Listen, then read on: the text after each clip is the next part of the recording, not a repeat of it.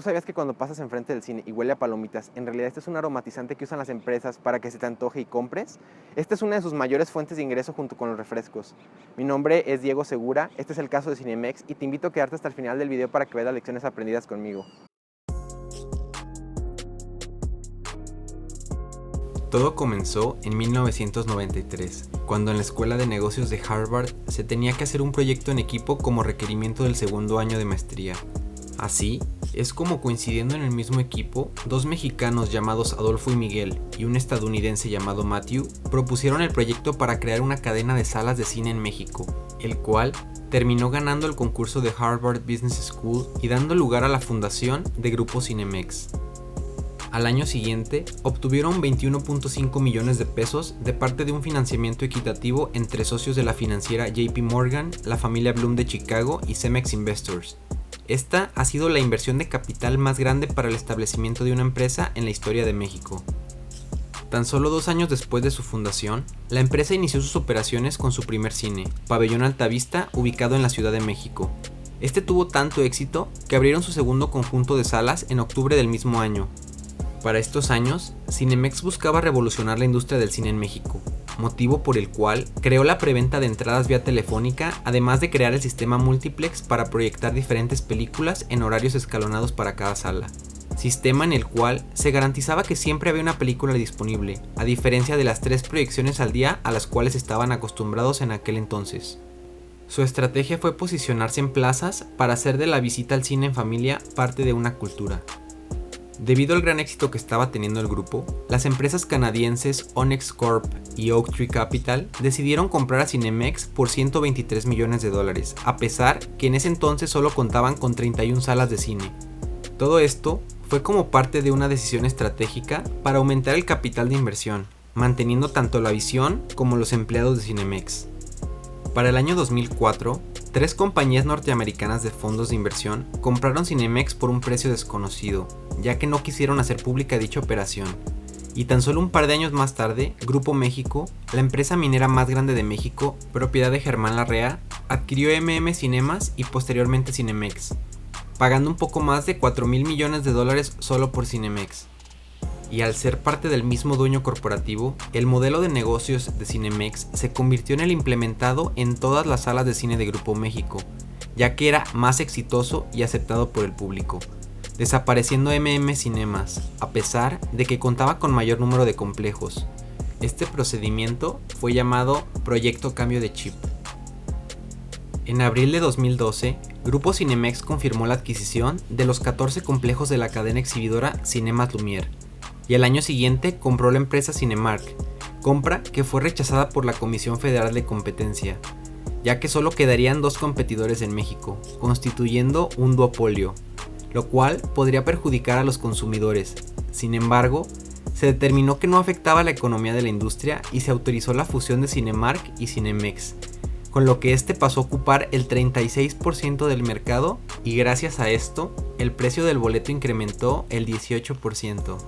Este mismo año, Cinemex logró un acuerdo con una empresa norteamericana para proveerle de su tecnología M4D, con lo que implementó el cine 4D en sus complejos, logrando así competir con Cinépolis. Adicionalmente, anunciaron una nueva sala para sus complejos llamada Cinemextremo.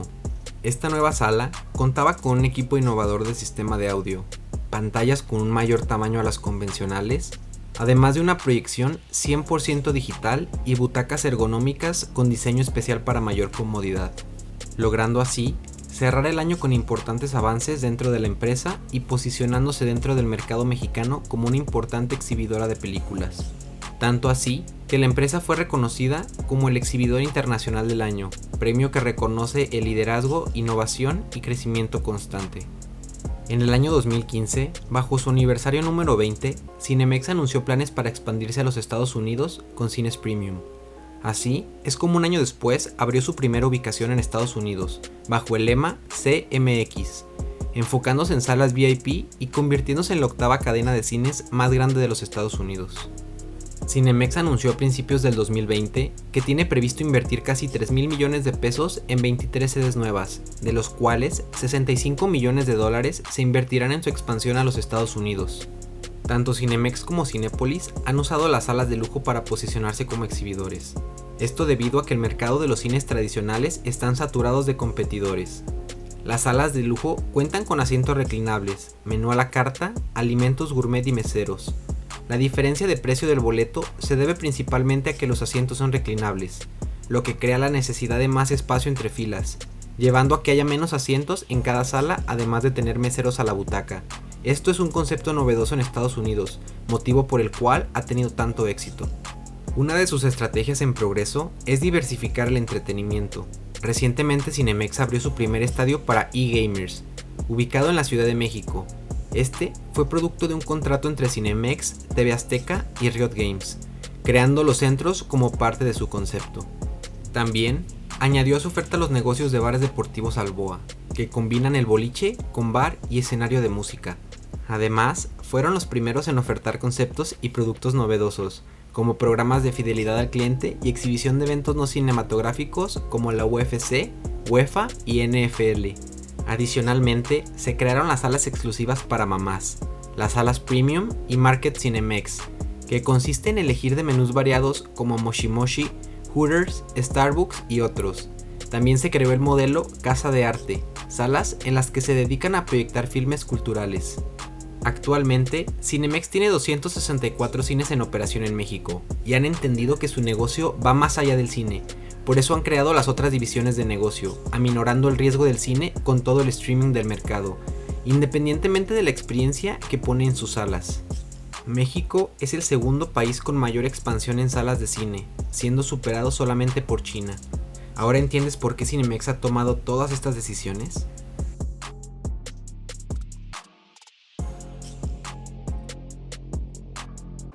Ahora vamos con las lecciones aprendidas. La primera lección es que no pongas todos los huevos en la misma canasta. ¿A qué se refiere esto?